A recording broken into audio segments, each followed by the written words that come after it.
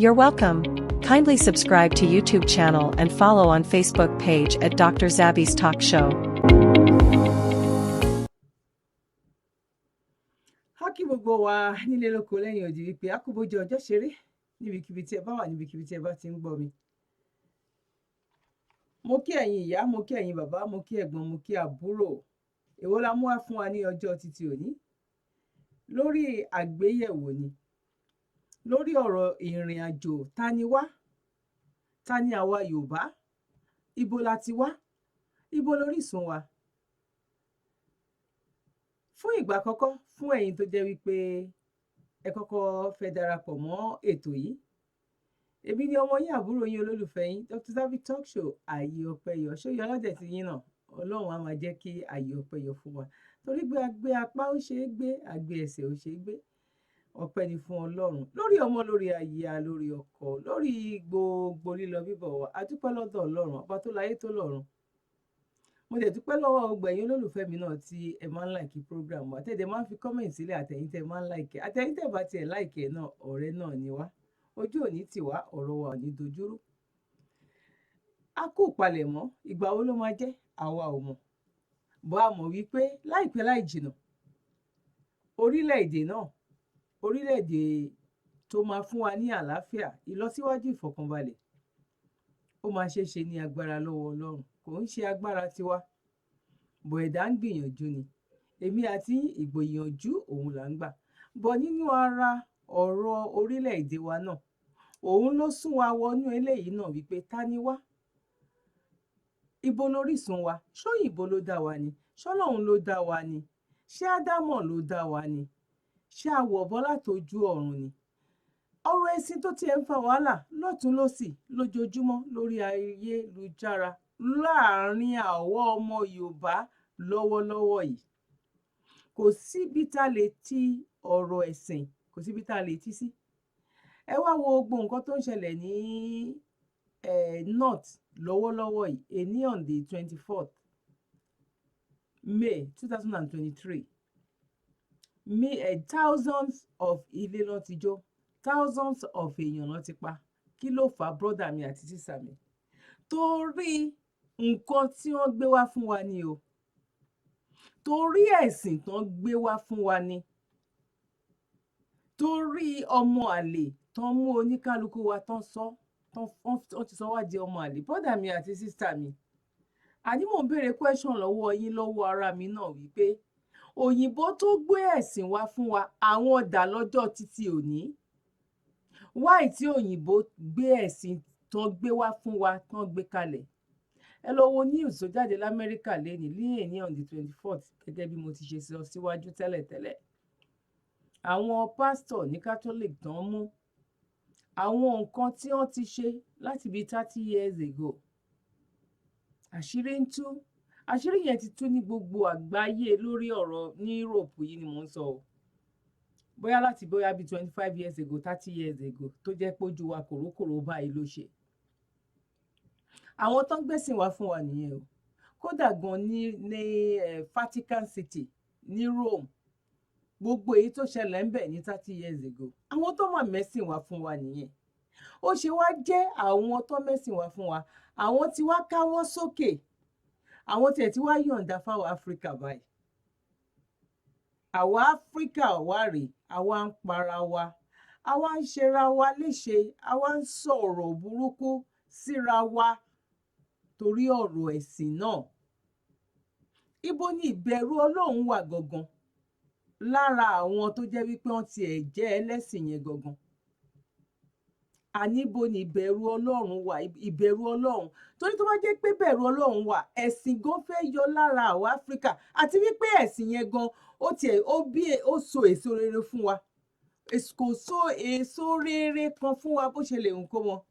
Mò ń gbé fídíò kan bọ̀ ń sìn, mi ò tẹ̀ tún wá nígbà yín ní àkókò, lórí professor, doctor, àwọn ọ̀jọ̀gbọ́n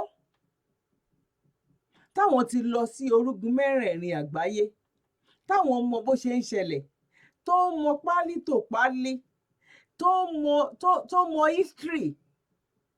Ṣé mo pé tá bá pèèyàn ní professor, tá bá pèèyàn ní ọ̀jọ̀gbọ́n, not just tá bá tún wá pè èèyàn ní wípé tó bá máa sọ pé ẹni yìí òun ni aṣojú wa, ṣe mọ̀ wípé ẹni tí ò bá mọ̀ kan, ẹni tí ò mọ̀kan mọ̀kan kò lè ní kó kó ọ̀rọ̀ ẹnu ẹ̀ kó kó jẹ, torí wọ́n mọ̀ wípé gbogbo ayé ló fẹ́ gbọ́ nǹkan táwọn fẹ́ sọ, gbogbo ayé ló fẹ́ listen sáwọn, including presidents, including governor. Irú bàbá wa ta fẹ́ ṣò yìí, wọ́n fẹ́ mọ̀ wípé, wọ́n fẹ́ gbọ́ wípé kí ló sọ. Tẹ bá rí àwọn tó wà níbi tó ti ń sọ̀rọ̀ gan, ẹ máa mọ̀ wípé àwọn oníwóró bokọ́. Bó a dúpẹ́ lọ́dọ̀ Ọlọ́run wípé Ọlọ́run ò fi àwọn Áfíríkà náà sílẹ̀ fún ìyà jẹ. Bọ̀ ìgbà wo lọ́lọ́run fẹ́ gbà wá kúrò nínú oko ẹrú tó yìnbó kó wa sí, àti táwa náà ń jinra wa sínú ẹ̀ yìí, especially lórí àwa ọmọ Yorùbá. Tọmọ Yorùbá ló dùn mí o, torí Yorùbá ni mí, Yorùbá nìran mi.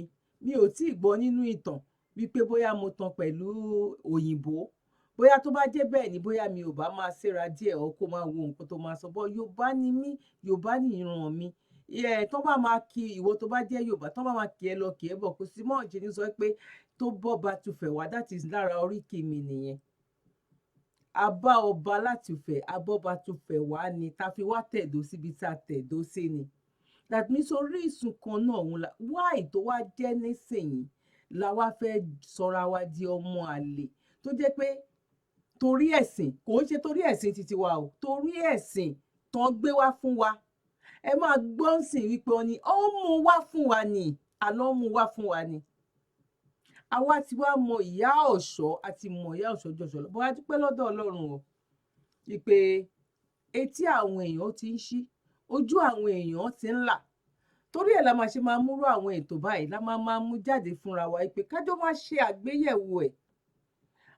Ní ká fẹ̀sìn tá à ń ṣe ká fi sílẹ̀, bọ̀ ẹ jẹ́ ká jẹ́ kí ọpọlọ wa kó ṣí, kí ọpọlọ wa kó là, ká mọ ọwọ́ ọ̀tún yàtọ̀ sósì.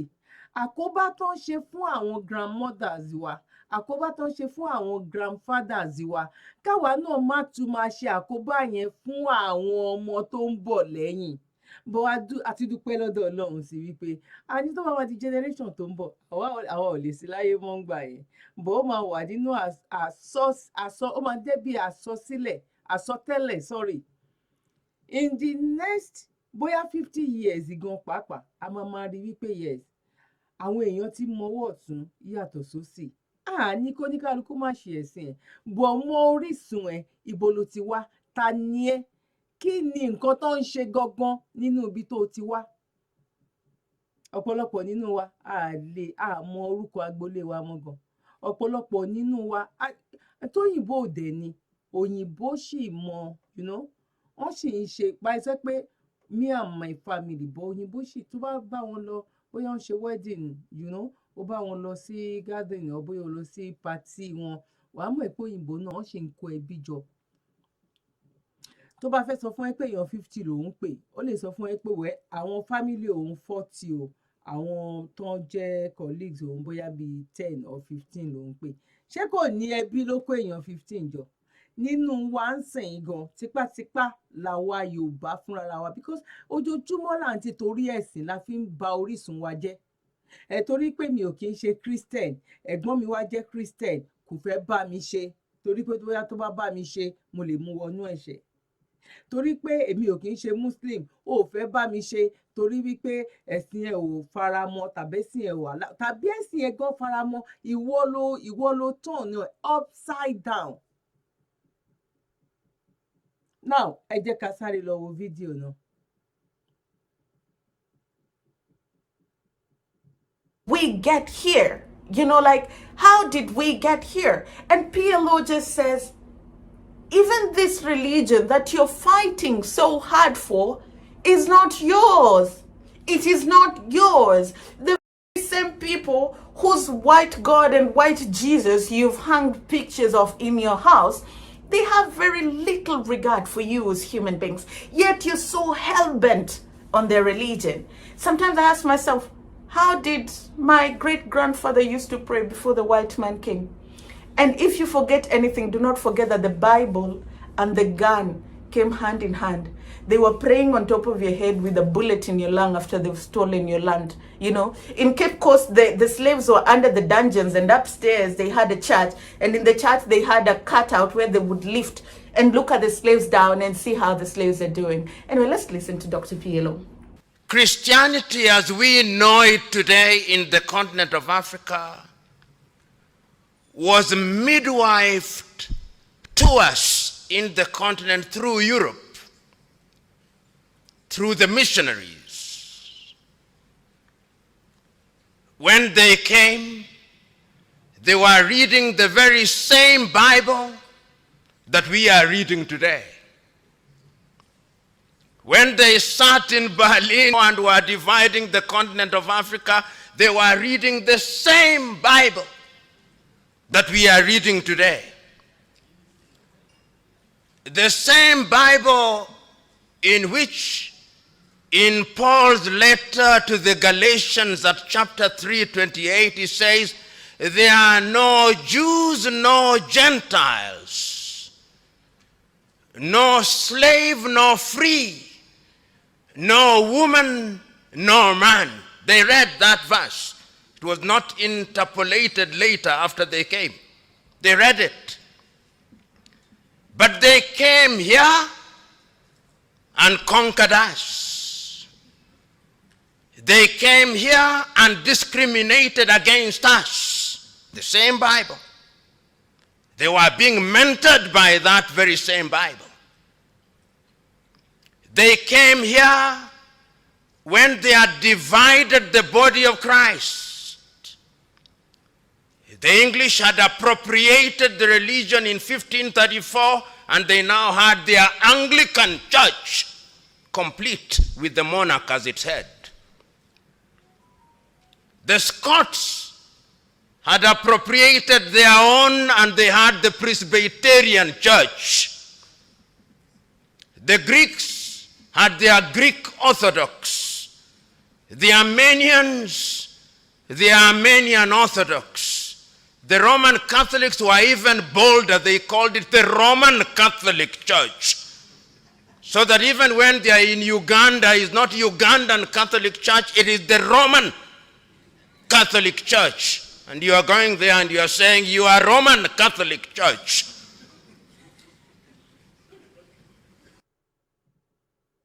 Now, brother mi àti sister mi, ẹ wo nǹkan tí a gbọ́ yẹn. Kò ń ṣe lẹ́nu ọmọ Nàìjíríà o, kò ń ṣe ní ẹnu ọmọ Yorùbá o, ṣọ́rọ̀ wa ò tọ́pẹ́. Ṣé ọ̀rọ̀ wa ṣé kò tọ́pẹ́? Áfíríkà, ojú ti ń là. Àti mọwọ́ ọ̀tún yàtọ̀ sósì. Ọ̀pọ̀lọpọ̀ ti mọ̀ wípé tó bá tí ò wá tẹ̀ jọ́ pọ̀lọpọ̀ díẹ̀ ti mọ̀ wípé a ní nǹkan yìí ṣe tó bá jẹ́ lótìtọ́ àti òdodo ní ṣe kò yẹ kí ìyà jẹ wá tó tó yìí títí di bá a ṣe ń sọ̀rọ̀ yìí.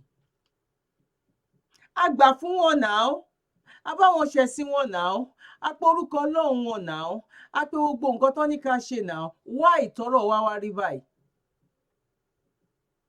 Wọ́n fi wá kó wa lẹ́rù ni, a ní ìdí àti bára wa jà.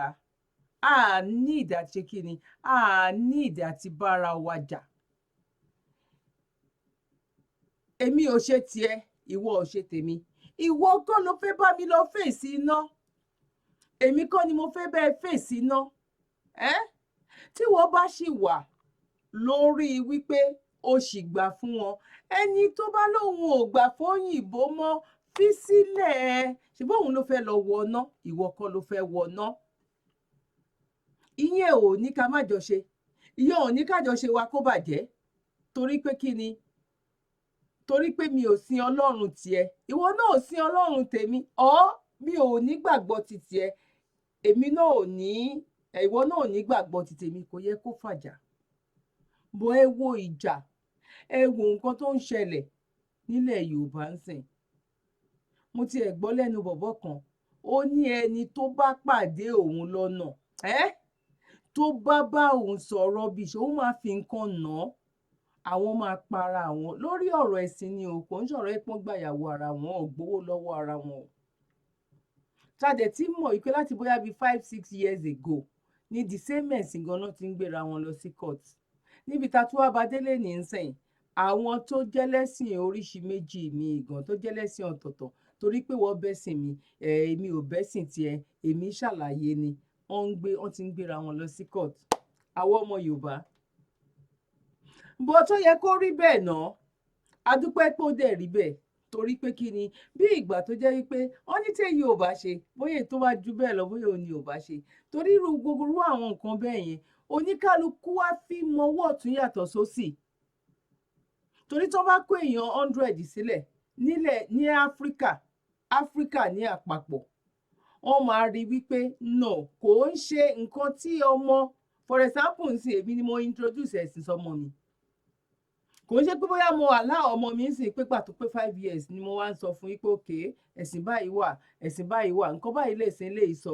nǹkan báyìí lẹ̀sìn eléyìí sọ kí n jẹ́ kó choose kó choose nínú ẹ̀ no tó lè jẹ́ pé ìdílé mi wà títí dèní ilé ni ẹ̀sìn tí bàbá wọn ẹni tó bá mú Christian wá nínú ilé ìyá máa kọ́ lọ́mọ ni o ẹni tó bá mú Muslim wá sínú tí ò dẹ̀ yẹ kó rí bẹ́ẹ̀ bọ́ a dúpẹ́ lọ́dọ̀ Ọlọ́run níbi tí ọ̀rọ̀ Ọlọ́run gan ló fẹ́ jẹ́ kó rí bẹ́ẹ̀ ṣe bọ́ Ọlọ́run ló jẹ́ kó rí bákan náà tẹ́lẹ̀tẹ́lẹ̀ Ọlọ́run náà dẹ̀ ló tún jẹ́ kó rí bákan náà lọ́wọ́lọ́wọ́ tá a wà yìí bọ́tá ni wá brọ́dà mi mo béèrè ìyá mi mo béèrè bàbá mi mo béèrè ǹjẹ́ àwọn ọmọ orísun ẹ̀ ǹjẹ́ àti mú orísun wa lọ sọ́dọ̀ òyìnbó because a bá fẹ́ kóòtù nǹkan kan pé Ọlọ́run gbalẹ̀ yìí fún mi Ọlọ́run bá wa gbalẹ̀ yìí Ọlọ́run jẹ́ ká borí lórí ogun yìí a máa wá lọ máa mú quotation a máa quote Bible sọ báyìí nígbà táwọn ọmọ Israel tó ń kó Israel lọ nígbà tó ń kó wọn débì kan wọ́n wá ṣe kinní kan sínú omi a lè kó sí tiwa anita ni wá a lè rí tiwa kankan láti kóòtù because wọ́n jẹ́ ká mọ̀ wípé tiwa ta fẹ́ kóòtù yẹn àwọn ìran wa ta fẹ́ kóòtù yẹn wọ́n ti wà nínú náà inú náà dẹ̀ lọ that means òsè má kóòtù ti yín ò ti ti wá òun ni kẹ́ kóòtù látọjọ́ ta dẹ̀ ti ń kóòtù ti wọn kí ló ṣẹlẹ̀ sí wa báwo nìgbésí ayé wa ṣe rí question lèmi béèrè o màá dẹ̀ fẹ́ láti lọ wo question section ẹ bá mi fi question tí yín sílẹ̀ ńbẹ̀ bóyá yes ni bóyá no àní ta ni wá sẹ́ ta ni wá now ẹ jẹ́ kí a tiẹ̀ gbọ́ nǹkan tí brọ́dà wa kan tó sọ tó pè wọlé sórí ètò sísítà wa Eleha ẹ jẹ́ ká gbọ́ nǹkan tí brọ́dà náà sọ ẹ ṣé gan ni sísítà wa Eleha sí orí prógrámù yín tí a fẹ́ lò nínú ẹ̀ àti brọ́dà wa tán sọ̀rọ̀ náà. tínà onídàámú tẹ́ ẹ fẹ́ kíran Yorùbá kó lọ síwájú rárá mo fẹ́ bi yín o ta lẹ bá dáná lọ́dọ̀ àwọn Árábù àwọn wo lẹ bá dáná ń bẹ̀ wọn ò lè fún yín lọ́mọ lẹ́yìn kan máa fún yín ní tọ́rọ́ kọ́bọ̀ tó ń kọ́ mọ́ṣáláṣí fún yín ṣebí torí owó tẹ̀ ń lọ gbà ń bẹ̀ lẹ́nu tí wo ṣe tọrọ ẹ̀ sá wa ń wá ẹ̀ ní dúró wò ó tán ẹ máa sá wa ń wá ẹ̀ ní dúró wò ó tán ìjọ tí ìran Yorùbá bá bọ́ nínú ìdè tán pátápátá tí a rí pé yes ògo Yorùbá ló ń tàn yìí ìgbà yẹn lẹ bọ́ díẹ̀ ni níwọ̀n ìgbà tẹ́ bá fọwọ́ síbi tọ́ wọ́n ń gbé nítorí ìṣe yín ìwà yín ẹ̀yin alákatakítí nínú ẹ̀sìn ẹ fẹ́ máa lalẹ̀ fún àwọn ọmọ ọkọ Yorùbá ni ẹ fẹ́ máa wélẹ̀ jẹ̀ fún wa ni ẹ fẹ́ máa sọ pé àní bí la lè rìn sí bí la lè rìn sí lórí ilẹ̀ bàbá títí wa ṣé tẹ́ ẹ bá gbẹ̀sìn wọ́n ní kọ́pọlọ yín dàrú pẹ̀lú ẹ̀sìn tẹ́ ẹ gbà ni ṣé tẹ́ ẹ bá gbẹ̀sìn wọ́n ní kẹ́ ẹ má mójú kẹ́ ẹ má mọ́ra pẹ̀lú ẹ̀sìn tẹ́ ẹ gbà ni tẹ́ ẹ bá gba ẹ̀sìn ṣé wọ́n sọ yí pé àní ohun tó ń jẹ́ ìran yín kẹ́ ẹ máa fi tàfàlà kẹ́ ẹ máa rí wa nírìí ẹni tó wà foolish ẹni tó wà stupid àwa dẹ̀ wà alright àwa okay wàláì tàláì súnmọ́ bíi láìláàzí láìláìláwà kò sí àrà tẹ́ ẹ lè fi èmi dá o ṣeré lẹ pé ni àwọn ònà ògùn inú mímọ́ yẹn gangan ló máa gbé wa lékè ọ̀dọ́kùnrin kan tí wọ́n ń pè ní Fásásí láti ìlú wọn ó kẹ́rù ó gbàlú Èkó wá ó lọ́dún mẹ́jọ Èkó ọ̀sán ló bá ronú àáfàá kan ládùúgbò ló sáré lọ rí kí ló dé tẹ́ ń bo ti Yorùbá mọ́lẹ̀ tẹ́ fẹ́ bayé ìran Yorùbá jẹ́ ṣe ẹ̀jẹ̀ káwọn tó máa ṣe ó ṣe é wọn ò sọ pé kẹ́ wá bá wọn ṣẹ̀ṣẹ̀ṣe kí ló dé tẹ́ ń dọ̀tí ìṣẹ̀ṣe wọn ò sọ pé kẹ́ wá bá wọn dífá kí ló dé tẹ́ ń dọ̀tí onífá wọn ò sọ pé kẹ́ wá bá wọn bí ajá sógun kí ló dé tẹ́ tó ṣe pé àwọn ológun lè fi ń ta yín wọn ò sọ fún yín pé òkè o ẹ wá bá wa lọ bọ odò Ọ̀ṣun kí ló dé tẹ́ fi ń bú àwọn ọlọ́ṣun èwo ni wọ́n pè yín sí níbẹ̀ ẹ sọ fún wa ká gbọ́ ẹ̀yin alákatakítí nílẹ̀ Yorùbá ẹ̀yin ọlọ́pọlọ dàrú ẹ̀yin amukumẹ́kọ ẹ̀yin tó ṣe pé ẹ nójú ẹ̀ fi mọ̀ràn wò ẹ̀yin tó ṣe pé ẹ mójú ẹ mọ́ra ẹ màtòtè kú òkò ló ń jẹ́ ó jẹ́ ẹ ní tìjú ni nítorí pé jọ́ tí wọ́n ń pín ìtìjú ẹ̀ sí ilé tẹ́ ẹ bá wà lẹ́jọ́ tó lódùmarè ń pín ìtìjú ni ẹ mọ̀ pé iná Yorùbá ti jó lọ sẹ́yìn kò dẹ̀ lè dùn mí fún yín àjẹkù oúnjẹ táwọn ìran kan ti jẹ tán ti yó òun ìyí tó ń bìsáyà náà ń kó fẹ́yìn tẹ́yìn wá rò pé nǹkan gidi tó bá ṣe pé nínú Islam ní ẹ̀yìn àáfà alákatakítì torí gbàtẹ́dẹ́ iná lòdì pé wọ́n ń kọ́ mọ́ṣáláṣí kiri fáwọn èèyàn tó bá ṣe pé wọ́n bá rere ròyìn tó fẹ́ ṣe dáadáa tí wọ́n mọ̀ pé ràn Yorùbá àwọn fẹ́ ká bọ́ lóko ẹrú mọ́ṣáláṣí kọ́ ló yẹ kán máa kọ́ fún yín káàkiri yìí tí ìṣètò àti gbà kọ́ mọ́ṣáláṣí kọ́ ló yẹ kán máa kọ́ fún yín iléeṣẹ́ ṣé ní ìsìn ìgbà tó ń kọ́ mọ́ṣáláṣí kí ni nǹkan tí mọ́ṣáláṣí yẹn kí ni ohun tá à ń generate nínú mọ́ṣáláṣí tó ń kọ́ fún yín. hello hello hello ẹ kalẹ́ sà. inú mi dùn pé mo gẹ̀ sí yẹn o. alihamudulilayi. orí ìdọ̀bálẹ̀ ni mo wà ní ojú bá ń sọ̀rọ̀. ṣé o sì orí program mo wà o. mo ti ń follow programs ní for like bóyá bíi 3 or 4 weeks. okay. mo máa ń fẹ́ pè torí programs yẹn bọ̀ torí pé California ni mo wà. okay ẹ ti wà lórí program báyìí náà. So time difference me is like bóyá bíi 8-9 hours to Nigeria. Okay. So mi ò kí n lè ó máa ń difficult fún mi láti ní time yìí.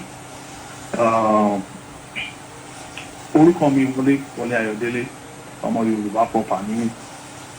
I happen to be born in the UK. ẹ má sọ òyìnbó ẹ má sọ òyìnbó ẹ má sọ òyìnbó tẹ́ bá ti ń sọ̀rọ̀ mi ìfẹ́ de elédè nínú etí mi rárá ẹ sọ ti wá ọmọ ọkọ Yorùbá ni wá ẹ nìṣó ńlẹ̀.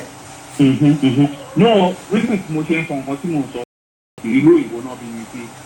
Olúwa ṣeun. mo ní opportunity láti gbé Nàìjíríà Olúwa ṣeun. kékeré. ìyá.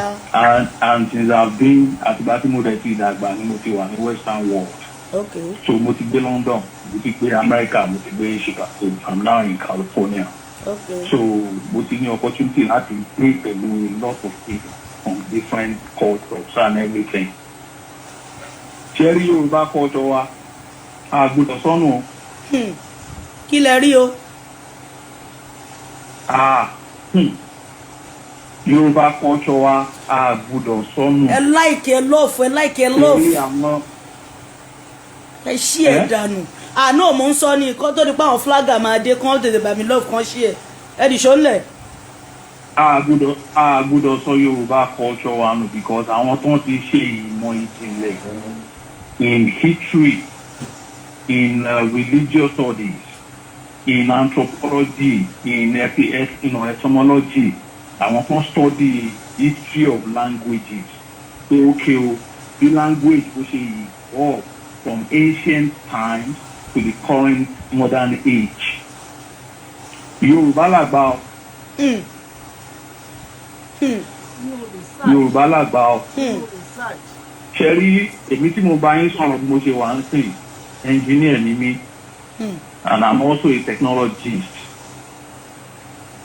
Ṣé rí gbogbo profession nílé ayé látòrí doctor títí lórí technology títí lórí engineering títí lórí everything pharmacy kò sí èyí tí ò sí nínú Ifá o.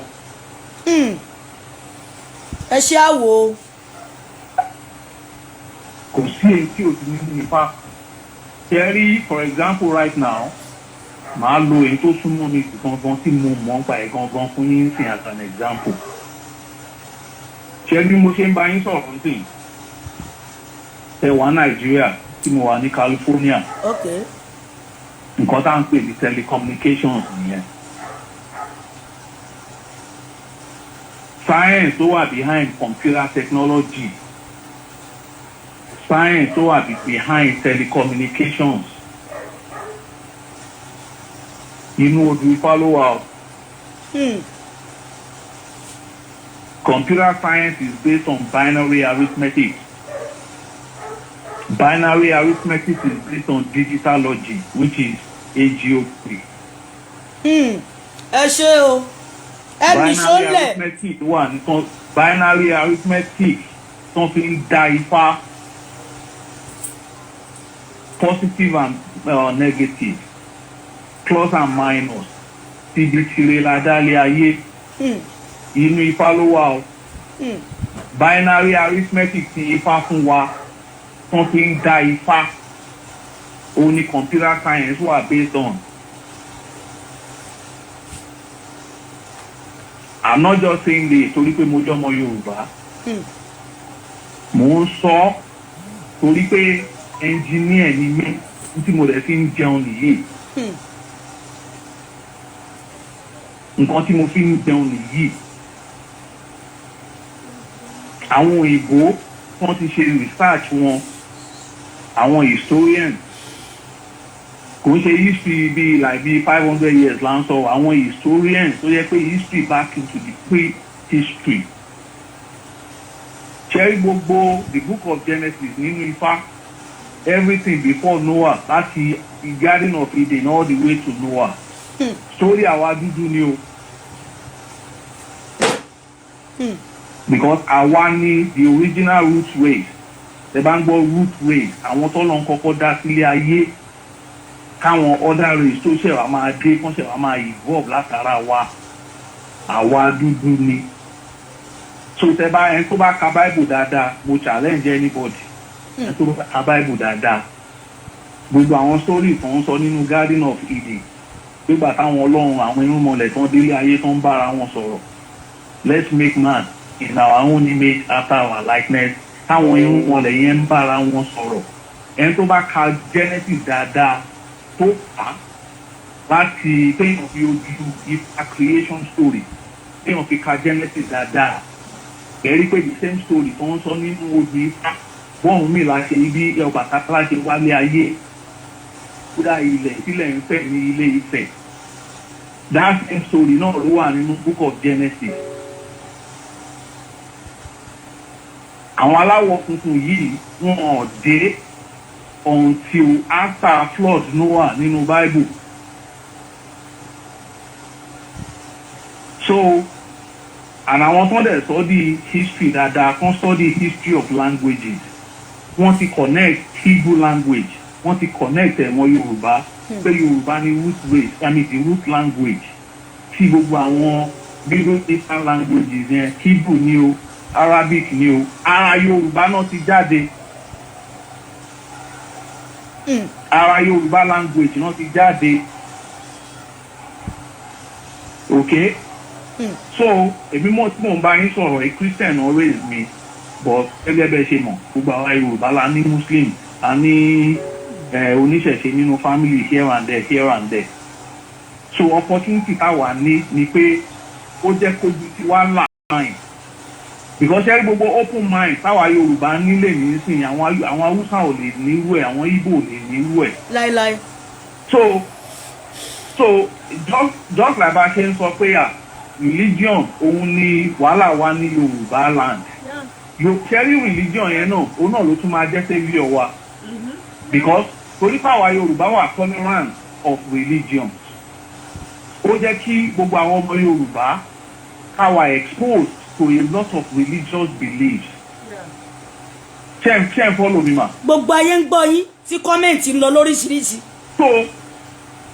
So right now saying kìíní yẹn ló ń jẹ́ kí òun ló ń help awakening of gbogbo ọmọ Yorùbá worldwide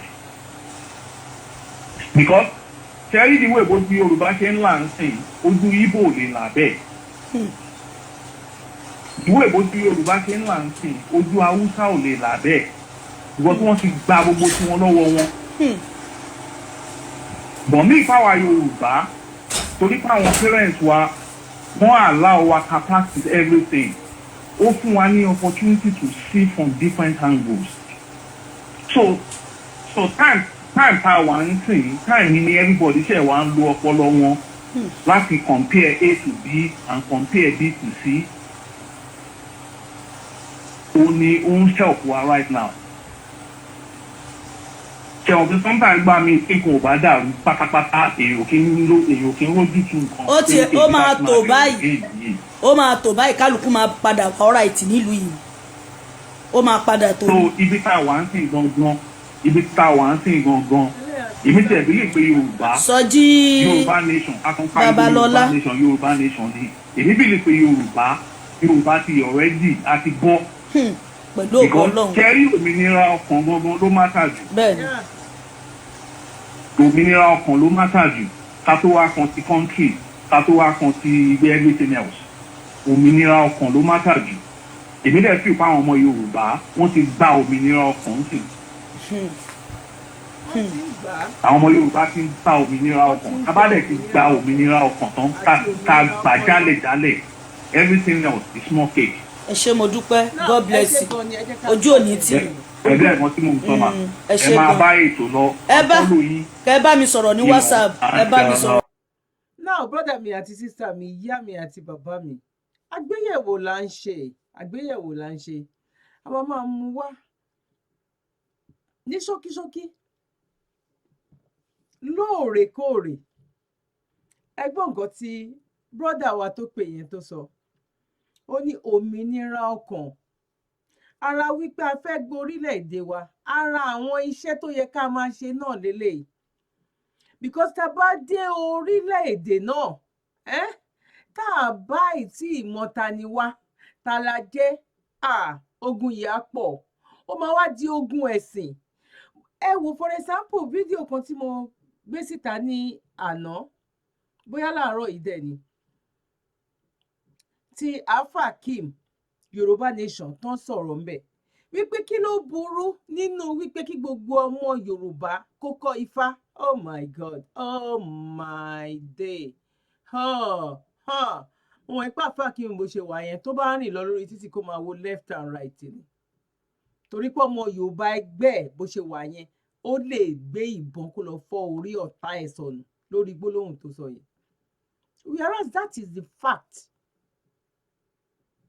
kò ní kó wá ṣe ẹbọ kò ní kó wá ṣe ẹbọ nǹkan tó wà nínú Ifá ó pọ̀ kò ń ṣe science wà ń bẹ̀ mathematics wà ń bẹ̀ so just list nǹkan tó wà nílé ayé yìí tí ò sí nínú ẹ̀ ta ló mọ̀ ṣé mi àti yín mọ̀ ní kódà gan ní 2 years ago ṣé tó bá kọ́ ń sìn ìyẹn wá ló ti dẹ lẹ́bọ alóyìnbó tó gbé ẹ̀sìn wá fún wa àwọn ní àwọn èèyàn tán ní kán wá kọ́ni táwọn wá fi ṣiṣẹ́ ṣe torí pé wọ́n ti fi ẹ̀sìn de àwa mọ́lẹ̀ àwọn gbé ẹ̀sìn wá fún àwa wọ́n ní ká máa fọwọ́ ra lórí wọ́n ní ká fọwọ́ máa pa lórí àwọn bẹ̀rẹ̀ sí ní ṣe nǹkan lé ayé wọ́n bẹ̀rẹ̀ sí ní lọ wọ́n ní káwa gbé olúwa bàbá wa tí ń bẹ ní ọ̀run ká bọ̀wọ̀ forúkọ rẹ̀ kí ìjọba wọ́n ní káwa gbé sọ́wọ́ ká máa kà á lọ àwọn ti bẹ̀rẹ̀ sí ní kó gbogbo àwọn nǹkan wa ayẹyẹ ò sí lọ́jọ́ títí òní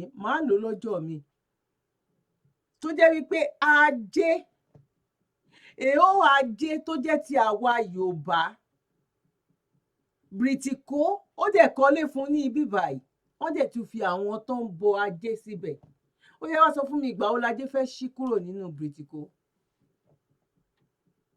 àwọn fún ajé nìkan tó máa fún fídíò ẹ wà ọkọ ilé fún àwọn dẹ̀ ní káwa wo tiwa àwọn ní ká má mọ̀ túmọ̀ títí wa nínú UK tàwa ń bíbá yìí ni o nínú UK tá wà níbẹ̀ yìí tán ní àwọn làwọn kó wa lẹ́rú kẹ́ lè mọ̀ wípé ìta fojú rí nìyẹn. Èyí tá a rí ńkọ́? Èyí tá a rí ńkọ́ brọ́dà mi àti sísà mi? Àwa tá wà ní nǹkan sì la fẹ́ máa wá bára wa jà, la fẹ́ wá máa dènà dera wa because nǹkan tó fẹ́ kó ṣẹlẹ̀ láàrin wa náà nìyẹn. Èmi ò gbọ́ tiẹ̀, ìwọ ò gbọ́ tèmi, ẹ ní gbọ́ra yín yé, kò dìgbà tó bá lọ ṣògùn ẹ̀. Àwọn nǹkan kan wà tó fi jẹ́ pé tí àwọn ọ̀jọ̀gbọ́n kan wà nǹkan táwọn lọ sí school fún náà nìyẹn. Báwo ló ṣe jẹ́ wípé ẹ̀yin orílẹ̀-èdè kan ẹ̀ ní gbọ́ra yín yé torí pé kó lè àìmá gbọ́ra yín yé yẹn àǹfààní tí wá ní for example nsìn Africa nsìn òun lógún ti ń ṣẹlẹ̀ 24/7 bọ́ọ̀ jà ń bí àjà lọ́hùn. Ẹ jọ nínú Africa ẹ sọ fún mi àwọn wo ló ń ṣe ammo tank nínú Africa? Africa mélòó ló jẹ́ wípé ó ń ṣe AK-47? Àwọn òyìnbó yìí ni now àwọn dẹ̀ fẹ́ ta ọjà. Àwọn máa wá dájà lẹ̀ láàrin yín so that wọ́n máa support kan ẹ̀yin ẹ gbówó wá tàbí tẹ́ bá kó nǹkan tẹ́ bá tiẹ̀ lówó ẹ máa jà lọ kí lẹ fẹ́ fi negotiate pẹ̀lú wa so that tẹ́ bá ti settle tó àwọn nǹkan ogun ta kó fún yín ẹ lè dá padà. Ẹ wo bọ́n ṣe ṣe ilé ayé wa now. Ẹ wo nǹkan tárákùnrin yẹn tán sọ ń bẹ̀ yẹn. Nínú research, nínú ìwé tó kà, nínú gbogbo nǹkan tó ń ṣe, nínú gbogbo ẹgbẹ́ pọ́ ní ìlú òyìnbó náà bí òun sí, ọmọ Canada ni. Ó ní bọ̀ òun lórí ọ̀fẹ́ láti lè lọ sílé. Ó lọ lògbà díẹ̀ lé, ó tún wá padà. Ó lóun ti gbé ní British bọ̀ lọ́wọ́lọ́wọ́ yìí sẹ́yìn Canada lòun ń gbé. Ṣàmọ́ á sọ pé kò mọ nǹkan tó ń ṣe ni. Ó tún wá ní iṣẹ́ òun engineer gangan ní iṣẹ́ òun. Positive, negative, gbogbo orú nǹkan bẹ́ẹ̀ yẹn pé tó wà nínú Ifá. Ṣé wọ́n ní kó lọ fi Ifá ṣe ẹbọ níbọ̀? Ó ti jẹ́ ká mọ̀ wípé anything tó bá jẹ́ bẹ́ẹ̀ sábì kí wọ́n mọ̀ wípé a máa bẹ̀rẹ̀ sí ní máa ká báyìí náà ni. Lọ́n ṣe gbé ẹ̀sìn wá fún wa. Gẹ́gẹ́ bí fídíò tí mo kọ́kọ́ fi hàn wá. Ṣé gbọ́ nǹkan tọ́mọbìnrin yẹn sọ? Ó ní báwo la ṣe gba ẹ̀sìn? Ṣé bẹ́sìn ká ta kọ́kọ́ gbà? Ìbọn rẹ̀ Báíbù rẹ̀ ni èwo ló fẹ́ nínú méjèèjì ni? A dẹ̀ tún máa pààrọ̀ orúkọ wa. Ibo lòyìnbó ti ń jẹ́ Tájù, ibo lòyìnbó ti ń jẹ́ Fẹ́mi, ibo lòyìnbó ti ń jẹ́ Olúwaṣọlá, ibo lòyìnbó ti ń jẹ́ Ifákúnlé. No, àwa la máa embrace tiwọn, nǹkan tiwa, wọ́n ní kò gbọ́dọ̀ tẹ́ wa lọ́rùn. Òyìnbó tún gbá research, wọ́n tún náwó, wọ́n nára, wọ́n ṣe wàhálà, wọ́n ṣe ìlágùn wọn, wọ́n ṣe làlàkòkò wọ́n ṣe wàhálà lórí ẹ̀ wípé wọ́n tún wá gbá research yẹn. Research ń sọ fún wa wípé àwa dúdú ibẹ̀ ni Ọlọ́run ti kọ́kọ́ dá èèyàn sí. Àwa dúdú ẹ mọ nǹkan tó ń pè wá pé fallen angel ni wá. Àwa yìí la tún máa bá wọn jà wípé rọ o. Ọ̀dọ̀ Noah láti wá o, ọmọ Noah ni wá o. Ìgbà tá a dọ́mọ Noah wá ìtawà wá dúdú. Òyìnbó àti òyìnbó tó bá bára wọn lájọṣepọ̀, òyìnbó náà máa bí náà torí pé ẹ̀jẹ̀ kan náà ló jọ wà nínú wọn. White Noah tó jẹ́ pupa, white tó wá jẹ́ pé àwa ibo nìtọ́ wá ti jọ papọ̀, ibo ni relationship wà. Ibo àwa là ń ṣàǹfẹ́ irọ́ o ọmọ Noah ni wá o tá bá máa ṣe prayer tó bá ti lọ Noah ìgbà tó ń wọkọ̀ lọ ìgbà tó ń ṣe kinní kan lọ nǹkan wà ò tẹ́ wa lọ́rùn. Àlóyìnbó tún sọ wípé ẹ̀yin lọ́lọ́run tún kọ́kọ́ dáṣẹ̀ àtúnbá wọn ági. That means òyìnbó tiẹ̀ ti gbà wípé àwọn ṣì wá lọ́nà, àwọn dà wá, àwọn ṣe nǹkan aburú sí wa ká fi orí jì wọ́n. But ní ọ̀dọ̀ títí wa a fẹ́ lè ní ìrọ̀lẹ́ pa o ẹ ṣẹ̀ wá o ẹ ṣe nǹkan kan torí pé kí ni brainwash wa yìí ó ti pọ̀ jù ó ti wà ní deep mo mọ̀ pẹ́ lómi tó bá wo fídíò yìí ń sìn ó lè lóhun òjọ́ rẹ̀ mi mọ́ ó lè ní èmi mi ò ní wọ gbàlùjọ́ náà ó lè ní àánú Dr. Zabide ń ṣe mí o kò ní bá Jésù wọ kinní kan o Dr. Zabide ti dẹlẹ́bọ. Ṣé mo ní kó má ṣe ẹ̀sìn ẹni? Àní ta ni ẹni mo sọ? Ta ni ẹni mo sọ? Ibo ló ti wá? Ibo lórísun ẹ? Òyìnbó tún bá ẹ wá orísun ẹ, ó tún tàpá, ó tún sọ pé rọ́. Òyìnbó tẹ̀dẹ̀ ń bá ṣe kinní hàn accept yín. Ìwọ tó jẹ́ Mùsùlùmí, Saudi ò lè ever fún ẹ lọ́mọ. Àwọn tó wà ní Saudi Arabia 50 years hàn gba pálí ìlú wọn. Kò lè bẹ́ẹ̀ dànà, òyìnbó ò lè bẹ́ẹ̀ dànà. gẹ́gẹ́ bí Eleha ṣe sọ, gbogbo mọ́ṣáláṣí tó ń kọ́ sí gbogbo street ẹgbẹ̀gbẹ́lé tó ń sponsor àwọn èèyàn torí pé àwọn náà fi ń ṣe business.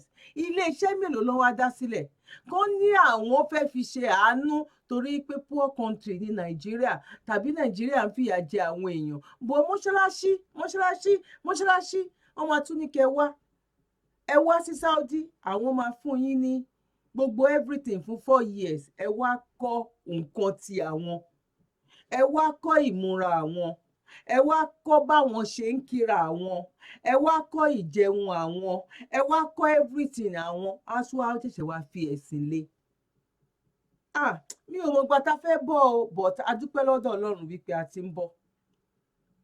Kò ń ṣe ẹ̀kan náà lọ́ kó wa tán, díẹ̀ lọ́ fi ń wọlé sí wa lára, sí àwọn ìran wa tó ti lọ tán fi wọlé sí wọn lára. Bọ̀ nígbà yẹn náà dẹ̀ rèé, ìbàbá tó lo Ṣàkì á lọ sí Jímọ̀, tàbí wọ́n ti mọ̀ ipá láwo ni á lọ sí Jímọ̀, wọ́n fi style fàwọn mọ́ra. Bọ̀ nísìnyí ló ti wá di wípé wọ́n ti wá wọ̀ wọ́n lára. Gbogbo àwọn táwọn ọmọ ìyẹn, àwọn àgbàlagbà, àwọn grandpa, àwọn generation tán ti kọjá, àwọn tó wá bí sílẹ̀ yẹn ń sìn, gbogbo nǹkan tán ti wá kó sí wọn nú, àti pé bí gbogbo àwọn tá lọ gbẹ̀sìn lọ́wọ́ wọn, bọ́n ṣe wá ń brainwash wa lójoojúmọ́, ó ń jẹ́ ká jìn sínú oko ìpanu yẹn tó jẹ́ wípé à ń fi ọwọ́ òsì júwe ilé bàbá wa. Yàtọ̀ sí ẹni tó lọ ta nǹkan ní ilé bàbá ẹ̀. A ti tà tó ń sìn díẹ̀ kékeré báyìí ló kù. Bọ̀ a dúpẹ́ lọ́dọ̀ Ọlọ́run, torí Ọlọ́run ló ṣe yẹn náà, kò ń ṣe èèyàn. Bọ̀ Ọlọ́run fẹ́ jẹ́ ká gbọ́n náà ni. Bọ̀ kò tún wá ń ṣàwa nìkan o, kò ń ṣe àwa nìkan. Èmi ò tí ì mọ̀ nípa ti àwọn Haúsá náà, torí bẹ́ẹ̀ náà lẹ̀sìn ti wọlé wá, kò yé yín sìn. Bọ̀ mo mọ̀ wípé ní sáìdì àwọn Ìgbò, Bìní, nǹkan kan bẹ́ẹ̀ yẹn, nǹkan yìí náà ti ń ṣẹlẹ̀ ń bẹ̀. Àwọn èèyàn náà ti ń jáde lórí social media, àwọn èèyàn náà ti ń sọ, wọ́n ti ń ké gbàjarè báyìí náà. Bá ṣe ń ṣe yìí náà, ara eléyìí náà wà nínú gbogbo ìrìn àjò wa yìí o. Àyà síbì kankan, ojú ọ̀nà la ṣe wà. Because tá bá ní òmìnira ọpọlọ kó tó di wípé a dé ibi tá à ń lọ yẹn gangan, ọ̀rọ̀ wa ti lójútùú. Mo dẹ̀ mọ̀ pé ọ̀rọ̀ wa máa lójútùú lágbára Ọlọ́run. Ibi báyìí la máa dúró sí lọ́jọ́ títí òní. Mo kí ẹ̀yin bàbá, mo kí ìyá, mo kí ẹ̀gbọ́n, mo kí àbúrò. Ẹ jẹ́ ká ṣe àgbéyẹ̀wò àbá ẹlẹ́sìn kankan jà. Bọ̀ báwo la fẹ́ sọra wa di kan náà? Báwo la fẹ́ fira wa sílẹ̀ pé ẹni tó bá lóun fẹ́ lọ kọ́fá, kò lóun fẹ́ lọ bọ ifá, ó lóun fẹ́ lọ kọ kí ló wà nínú ẹ̀? Báwo lọ ṣe bí ifá? Oh my God, wẹ́ àní wọnú ẹ̀tàn lẹ́nì, a tún continue ní ọjọ́ mi. Kẹ́lòmíì kan lè jàǹfààní ẹ̀. Ẹ bá wa share ètò yìí, ẹ bá wa send ẹ̀ síbi tó yẹ kẹ́ ẹ send ẹ̀ sí. Ẹ dẹ̀ bá mi fi comment sílẹ̀, bọ́ má bá yín jà o. A máa jà, máa wojú ara wa. Ẹ bá mi like ètò yìí. Ṣé mo ṣẹ̀yìn ni? Mo rò pé mi ò ṣẹ̀yìn. Tó bá tiẹ̀ jẹ́ pé mo ṣẹ̀yìn, ẹ má worry, a ti parí ẹ̀. Ẹ bá mi like ètò yìí. Ó wà lókè yẹn, kàn thumb up. Ẹ kàn mú ọwọ́ yẹn báyìí kẹ̀tẹ̀. Ẹ̀yin tẹ́ bá dẹ̀ ti subscribe, ẹ rọra mú ibi tó ń tẹ subscribe sí yẹn, ẹ tẹ̀. Ó máa wá gbé nǹkan bẹ́ẹ̀ kan wà níwájú ẹ̀, ẹ tún wá lọ tẹ bẹ́ẹ̀ yẹn. Ó máa wá gbé àwọn nǹkan kan jáde. Ó máa wá ní ṣe all. Ibi tó ń kọ all sí yẹn, ẹ rọra tẹ bẹ̀. So that any program tá bá ń ṣe, tá bá ti jù sórí afẹ́fẹ́ báyìí, ó máa fún yín ní notification.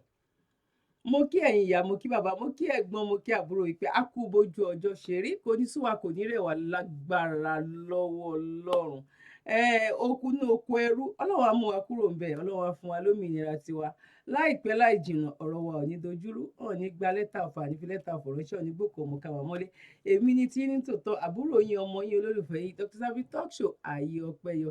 Ṣó yọ lọ́dọ̀ ti yín náà? Ààyè ọpẹ́ máa yọ lọ́dọ̀ wa ní agbára lọ́wọ́ Ọlọ́run. Bye for now. One love. Bye. You're welcome. Kindly subscribe to YouTube channel and follow on Facebook page at Dr. Zabby's Talk Show. Thanks for watching Dr. Zabby's Talk Show. Kindly like, comment, subscribe, and share on other platforms. Thank you.